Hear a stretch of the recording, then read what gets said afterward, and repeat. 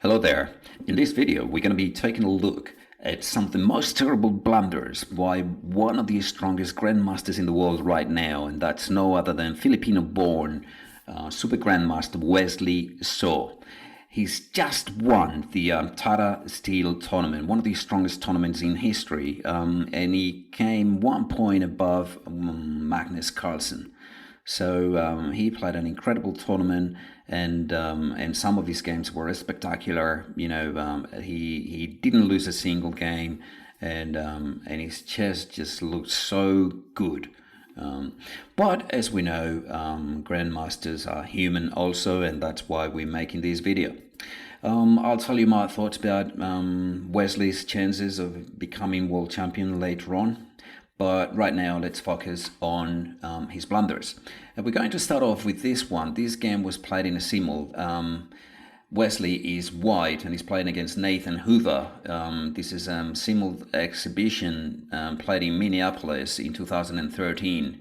I do not believe the game was a clock simul, but a standard simul, and that means Wesley has all the time in the world to think about the position. I mean, okay, not all the time in the world, but if he needs to spend a couple of minutes in a position, he can. But in this position, the pass pawn on d3 can be a little dangerous. Obviously, we can't take bishop because then d2 wins. But Wesley's next move is a blunder.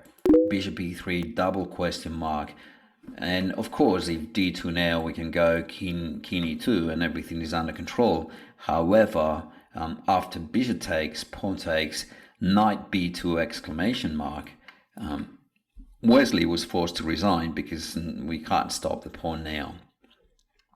What should he play instead of bishop b3? He should have gone bishop to d4, so that the knight cannot come to b2. And as we said earlier on, d2 is not really dangerous because we can go king e2. So the position now is about level.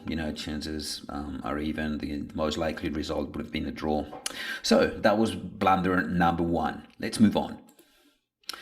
Okay, and this game was played between Grandmaster Nisipiano, rated 2654, and Wesley, and the game was played in 2015. And we reached this position where now knight g5 is a rather tricky move. For example, if we go h6, maybe knight f7, hitting the rook. And maybe in this position, black's got to go rook f8.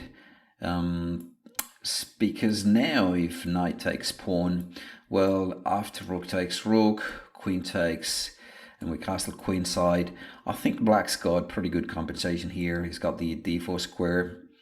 The knight can come to d4. Rook here is also a threat, and even though white's a pawn up, I don't think it's gonna be terribly important. I think black's got enough compensation.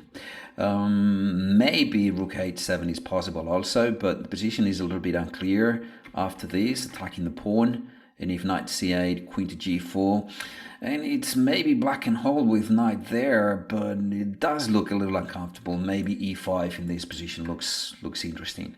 Okay, but in the game after knight g5, Wesley played knight to e5, which is probably dubious. And now Nisipiano came up with knight to b5, which is a very interesting move. The point is that after queen takes, which is the move that Wesley played in the game, and he probably shouldn't have, knight takes e6 is incredibly strong. So maybe in this position he should have played a6. Actually, not a6, because then knight takes e6 is even stronger. But instead of that, maybe he should castle queenside. For example, if knight takes pawn, king b8, he's doing fine. But instead of that, white would probably hit back with d4. And maybe black's got to give up the exchange now after this. And bishop takes pawn. It is true that white can win the exchange, but now maybe knight c6. All right, I mean, white's definitely better, but this is definitely something that way better than what happened in the game. In the game, after queen takes, knight takes, king d7, knight takes, Wesley was in big trouble, and he ended up losing in just 28 moves. So yeah, that was blunder number two. Let's move on. And here is his game from the US Championship, and where, yeah, and back in 2015 also. And white is Mr. Holt, who's rated 2530, and Wesley was 2788 at the time. So we reached this position, and here after pawn takes, Wesley should play pawn takes, but instead of that, he actually played knight takes c6, and now he gets into big trouble because after e5, the knight can't move anywhere, because then the bishop would be lost. Okay, and after bishop takes f, pawn takes, bishop here, this bishop doesn't really have anywhere to go. He can't go here or here. If he goes to bishop d5, for example, then rook d1, knight e7, and here I get simply this. And the pin is just way too strong. Okay, so yeah, and the other possibility after bishop e3, if the bishop goes here, then, which is what happened in the game, then we've got g4, and the pawn is protected by the queen. So Wesley was just a piece down, and he didn't really have enough compensation after bishop takes, queen takes f5, queen to a4. So how does instead of c6 pawn takes, yeah, instead of knight takes c6, if he takes back with the pawn, which would have been the right move. Now after e5, he's got bishop takes f3, pawn takes, and when the bishop retreats, the big difference is that now the bishop can come to d5, and black's doing fine. So that was a big blunder by Wesley. Let's move on. That was blunder number 3. Let's move on and see blunder number 4. And here he's playing against Dominguez, Grandmaster Dominguez, at the Tata Steel tournament, but the one played in 2014.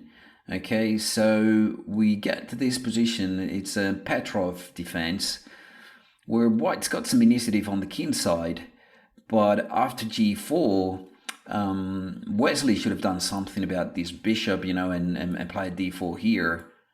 Okay, the position after d4 is unclear. I think black's doing fine because his bishops, you know, have become very strong. Maybe white can go h6 and then g6. And yeah, the position is unclear because yeah, this bishop on b7 is so strong here. Okay, but instead of that,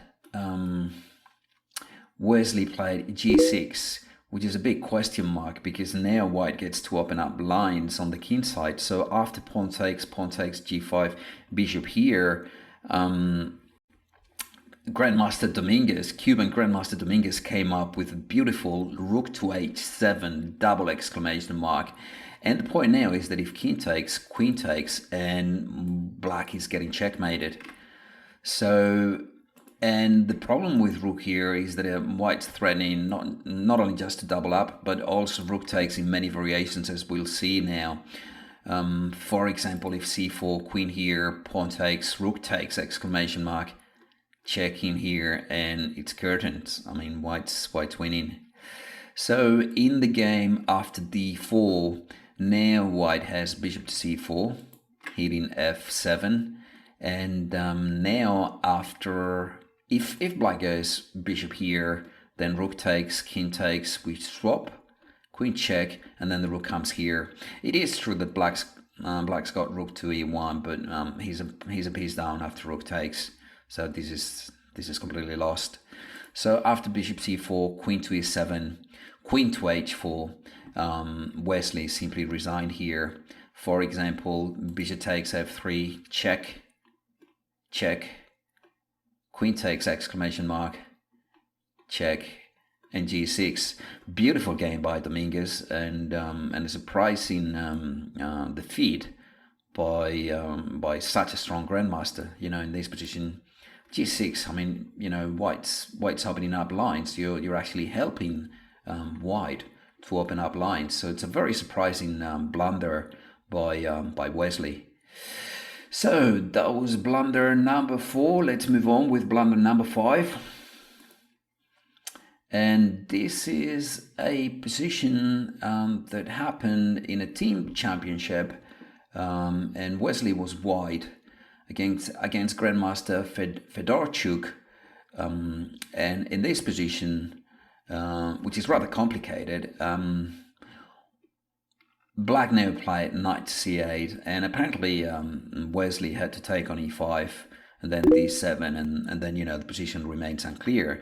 But instead of that, he went d7 double question mark, and now after knight f3, he realized that if bishop takes, then Black's got bishop e4, and if king to f1, then simply bishop takes, and this rook is coming here, and Black is simply winning here.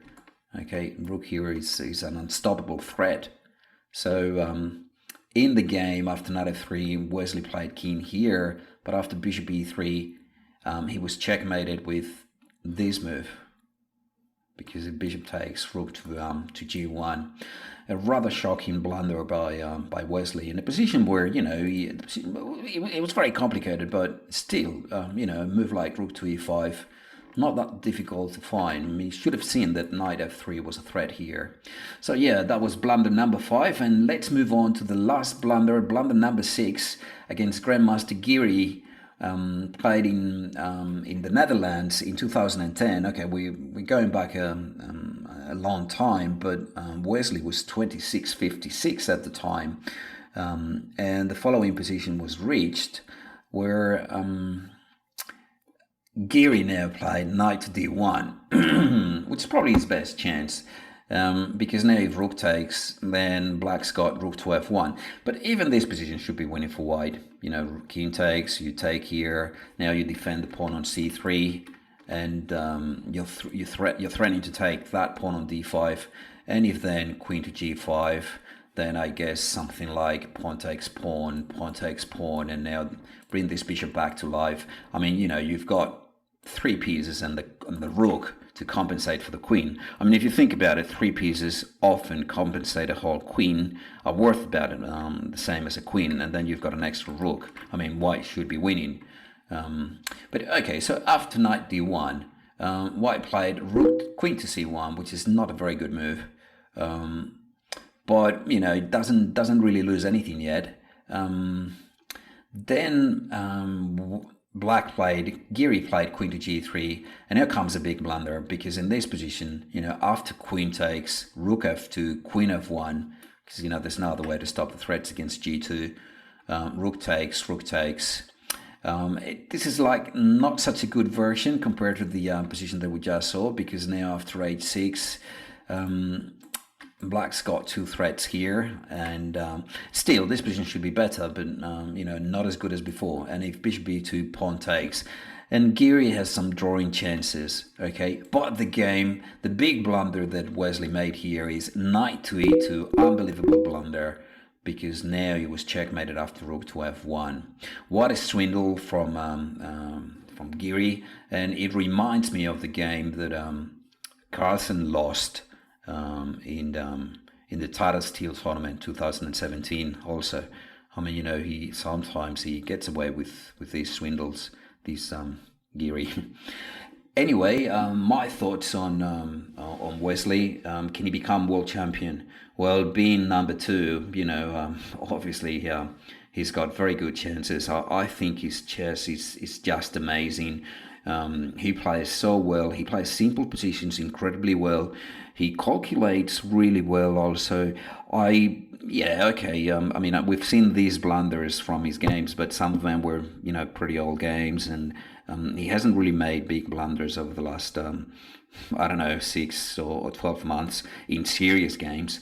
And it's just that I get that he's playing incredibly well. He's so talented. He's so brilliant. He's got such a capacity to come up with simple solutions to difficult problems. And I don't know. I'm really impressed by his chess, and I think he's got a very good shot at becoming world champion. Better than Caruana? I think so, honestly. See the subscribe button, hug it, show it some love, but above all, click it. And don't forget to visit our website. chess.clinic.